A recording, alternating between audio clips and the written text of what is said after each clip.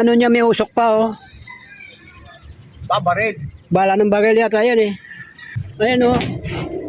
May impact ng ano, usok ko. Oh. May nagpaputok ng baril sa...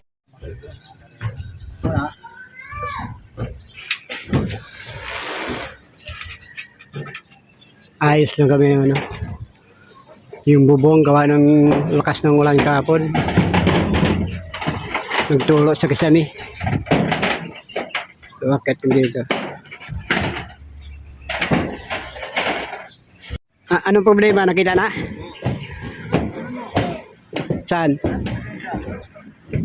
Yun, pagkaan yan, butas. Ay,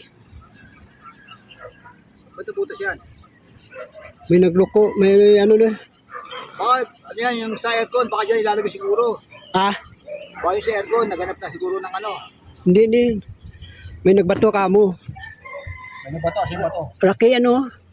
Sino ba to? May nagbato yan. Hindi yan ano eh. Oh. Yeah, dyan napasok yung tubig. Nabasa pa nga. Laki naman oh. Sino kaya nagbato nito? Picture mo. Yeah, ito pala guys yung ano niyo. May nagbato yata dito. So wala namang bato dito. Yung naganig kasi ako bumagsak nung isang araw. May buo. Ang laki niya no. O kaya baka ang ano niya may usok pa oh. Babaril. Bala ng baril yata yan eh. Put that, tamok siya doon. Makita mo yan doon sa loob. Ayan oh. May impact ng ano, usok ko. May nagpaputok ng baril. So ito na nga guys, gagawa na lang natin ng remedyo to no, para matakpan yung malaking butas na gawa siguro to na ano. Hindi natin alam kung paputok ba ng baril yan. Siyempre para hindi na bumawa ulit sa kwarto.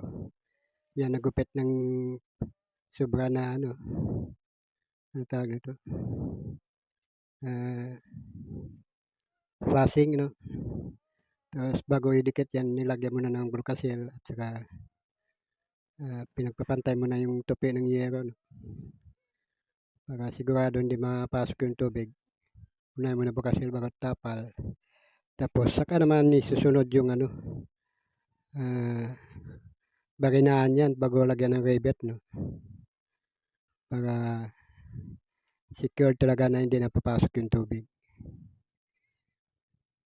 So mayroon kayo makukuha dito idea guys no? Para hindi na kayo magabala magbakbak ng yero no. So ayan, baginaan na siya.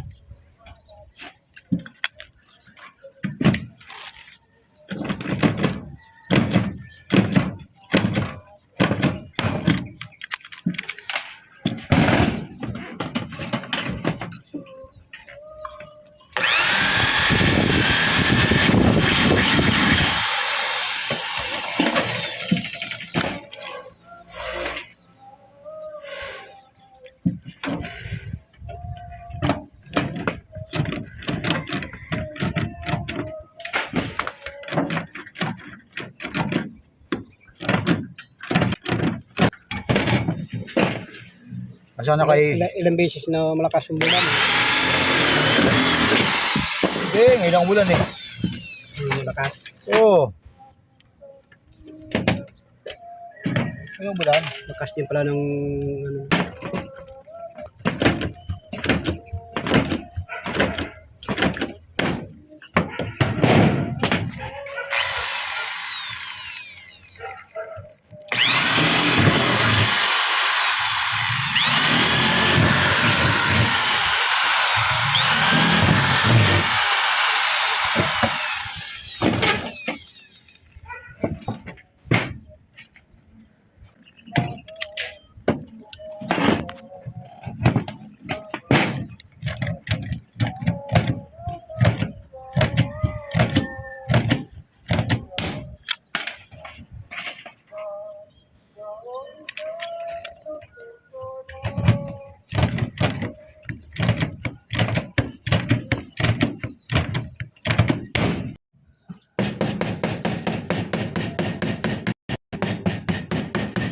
Saka lagyan natin ng bulkasil yan, ano?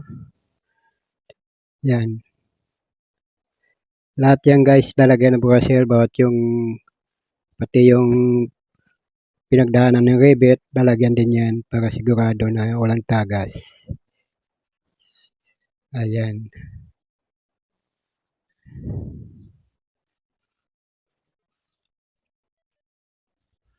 Wala ka talagang katagas-tagas yan. So ito na yung finished product guys. Thank you for watching and God bless.